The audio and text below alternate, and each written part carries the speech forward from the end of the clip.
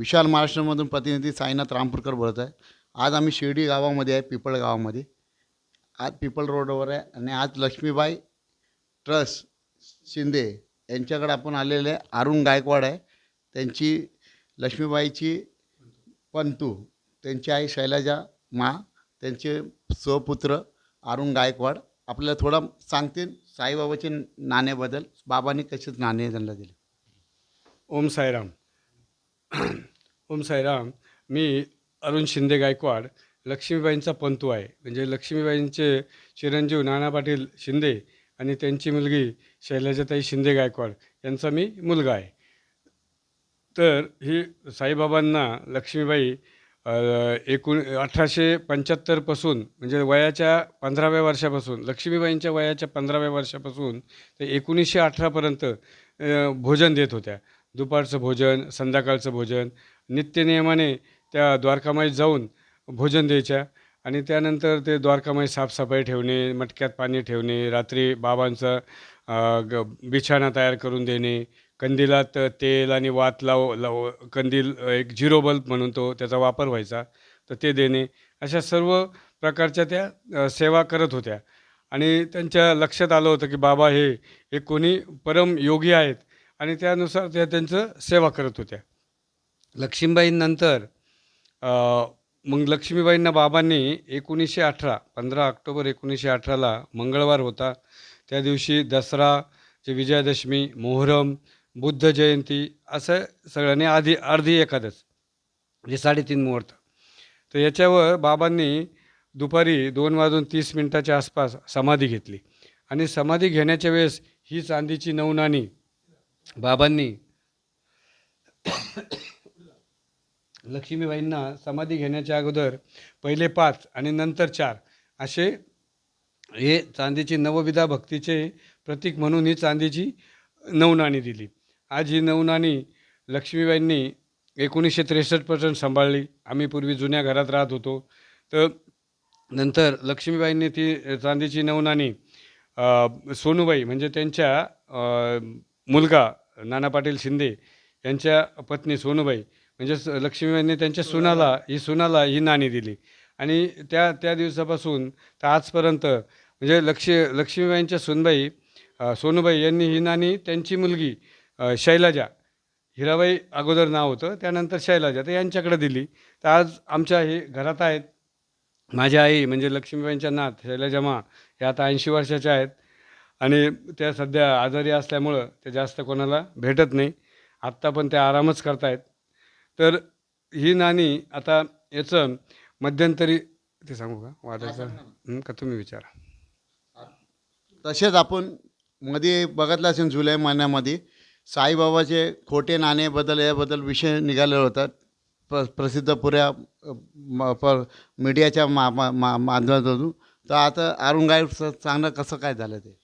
तर ॲक्च्युअल हे काही आमच्या गावकऱ्यांनी चॅरिटी कमिशनर आणि मुख्यमंत्री या सगळ्यांकडे तक्रारी केल्या होत्या की शिंदे कुटुंबीय पण एक गावातल्या जुन्या घरात नाणे दाखवतात आणि आमच्याकडे जे नाणे आहेत ते पण आम्ही दाखवतो. तर त्यामुळं ह्या लोकांनी चॅरिटी कमिशनर आणि इतर ठिकाणी पण होम मिनिस्टर सगळ्यांकडे तक्रारी केल्या होत्या. मुख्यमंत्री, home minister, charity commissioner, police department सगळ्यांकडे तक्रारी केल्या होत्या 2021 साली. तर 2021 ते 2025पर्यंत धर्मदाय आयुक्त अहमदनगर यांनी त्यांच्या निरीक्षकामार्फत शिर्डी येथे संपूर्ण चौकशी केली, आमच्या ट्रस्टची चौकशी केली आणि त्यातून त्यांना आणि ज्यांनी तक्रारी केल्या होत्या त्यांनी नोटीस पाठवल्या.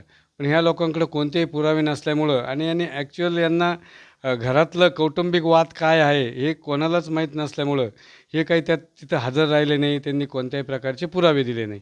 शेवटी चॅरिटी कमिशनर धर्मदाय आयुक्त यांनी 4 वर्षानंतर तो आमच्या बाजूने निकाल दिला की हे संपूर्ण चांदीची 9 नाणी ही अरुण शंकर गायकवाड म्हणजे माझ्या ताब्यात आहेत, माझ्या अखत्यारीत आहेत, असा निकाल दिला. आणि त्या निकालाचा राग येऊन मग आम्ही पत्रकार परिषदेद्वारे तो डिक्लेअर केला. परंतु त्याच्यात अनावधानाने बाबांच्या DNA बद्दल एक वर्ड निघून गेल्यामुळं ह्या लोकांनी माझ्याविरुद्ध मध्यंतरी संपूर्ण एक मोर्चा काढला आणि नंतर मीडियाला सांगण्याचा प्रयत्न केला की मी खोटे नाणे दाखवतो आहे, माझ्या हे करा. परंतु चॅरिटी कमिशनचा निकाल त्याच्यानंतर पोलीस डिपार्टमेंट यांनी सगळ्यांनी ते निकाल पाहिल्यानंतर आणि सगळ्यांच्या लक्षात आलं की हे सर्व चुकीचं घडतं आहे आणि खरी नवनाणी ही अरुण गायकवाड यांच्याच ताब्यात आहेत. आणि त्यामुळं भक्तांच्या मनात ज्या शंका होत्या त्या शंका कुशंका सगळ्या निघून गेल्या. आज पण ते जरी तिथं दाखवत असले तर ती एक रिप्लिका आहे ॲक्च्युअल. ते काही खरे नाणे नाहीत. खरे नाणे हेच आहेत. आणि हे मी संस्थांनासुद्धा सांगितलं. संस्थांना पण वाटत होतं की हे नाणे आपल्या इथं ठेवावेत, म्युझियममध्ये ठेवावेत. पण हे आता हे आमचं घरचं दैवत आहे. 1918 पासून तर आजपर्यंत याचे करोडो साई भक्तांनी पूजा केलेली आहेत, दर्शन केलेले आहेत आणि हे आमचं दैवत आहे. आणि हे दैवत आम्ही असं म्युझियममध्ये कसं काय देणार? तर ते आम्ही त्याला नकार दिला आणि हे हे दैवत म्हणून साई भक्त येतात, दर्शनाला येतात. ठिकठिकाणी आम्हाला पण मंदिरांमध्ये बोलवलं जातं. तिथं पण याची पूजा होते आणि हे पूजेची आमच्या घरी आणि भक्तांचे एक श्रद्धास्थान आहे. आणि त्या श्रद्धास्थानला हे म्युझियममध्ये ठेवणं चुकीचं आहे. आणि बाबांनी जर लक्ष्मीबाईंना दिले, बाबांच्या इच्छेविरुद्ध जाण्याचे कोणी हिंमतच करायला नाही पाहिजे. तरी काही लोकांनी केली आणि बाबा त्यांना त्यांचा प्रसाद देत राहतील. आपण आपलं काम करीत राहणे. आणि मी तुमच्या या चॅनलद्वारे सगळ्यांना साई भक्तांना आवाहन करतो की ह्या चॅनलवर नवीन नवीन बाबांबद्दल इतर पण गोष्टी येत असतात. या चॅनलला पण धन्यवाद देतो की खऱ्या गोष्टी हे पुढं आणतायत जगाच्या साई भक्तांच्या आणि इतर पण गोष्टी. या चॅनलला खूप खूप शुभेच्छा आणि यांचं काम हे असेच चालत राहो. आणि जे बाबांनी भक्ताचे नवगुण कंप्लीट फेथ इन गुरु हे जे बाबांनी फेथ आणि पेशन्स हे जर संदेश दिला तर भक्तांनी आपलं आपलं काम करावं आणि खऱ्या गोष्टींवर विश्वास ठेवा.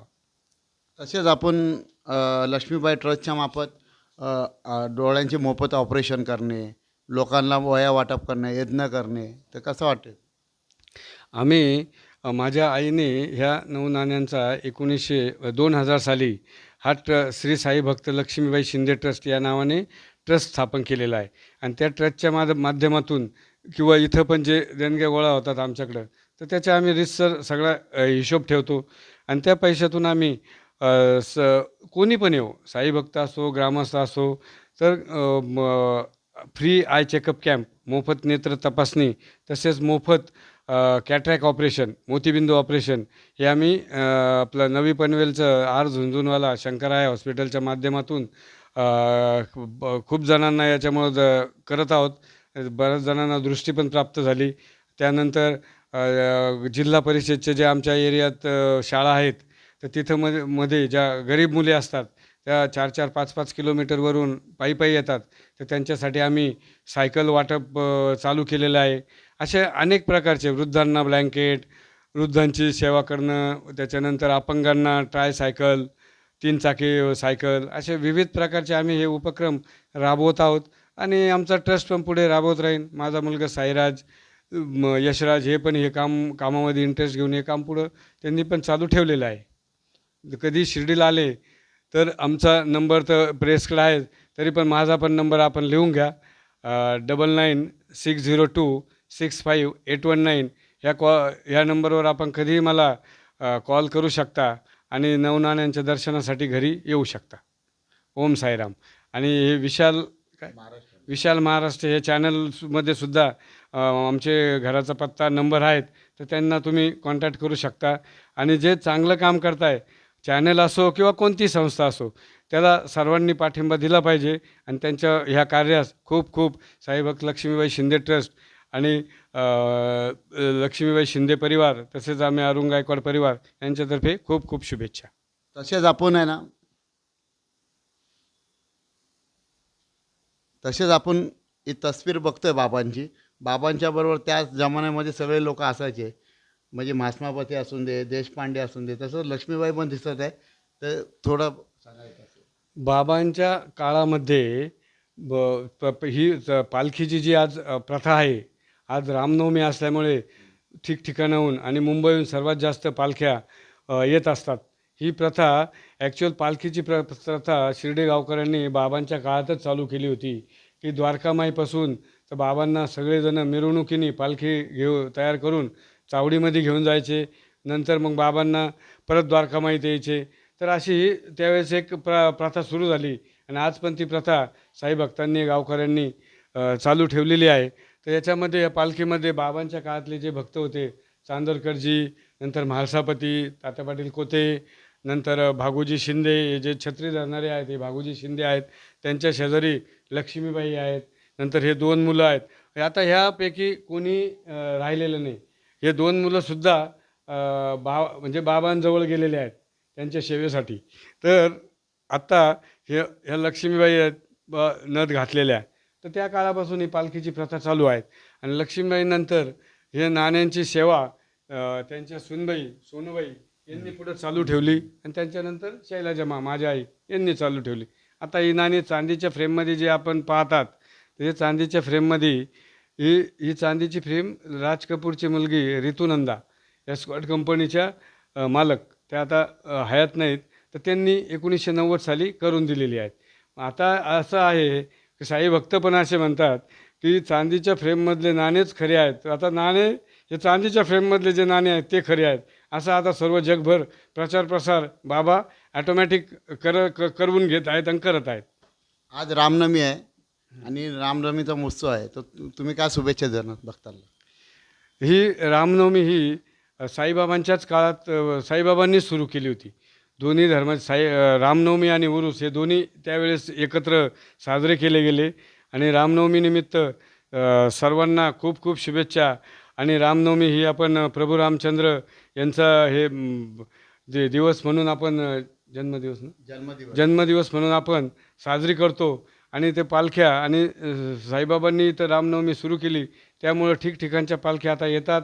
आणि या पालख्यांचं स्वागत पण साईबाबा संस्थान चांगल्या प्रकारे करतं. आणि पालख्यामध्ये पण जे कार्यकर्ते असतात, सेवक असतात साईबाबांचे, हे खूप चांगल्या प्रकारे मुंबई ते शिर्डी किंवा इंदोर ठिकठिकाणून जे येतात ते पण बाबांचं दर्शन घेतात. आणि त्यांना एक समाधान मिळतं की शिर्डीला येऊन आपण रामनवमीच्या दिवशी आलो. आणि हे तर ही पालखी प्रथा इथून पुढं सुद्धा चालू राहावी असा मी यंग जनरेशनला सुद्धा संदेश देत आहेत. रामनवमीनिमित्त सर्व साई भक्तांना खूप खूप शुभेच्छा. रामनवमी साजरी करा. आणि रामाने जे काही शिकवलं आहे आणि साईबाबांनी जे काही शिकवण दिली आहे त्या शिकवणीचा सर्वांनी आदर करावा आणि आपल्यात ती शिकवण कशी आणता येईल ते पाहावे. विशाल महाराष्ट्र प्रतिनिधी साईनाथ रामपूरकर, तसेच कॅमेरामॅन सागर.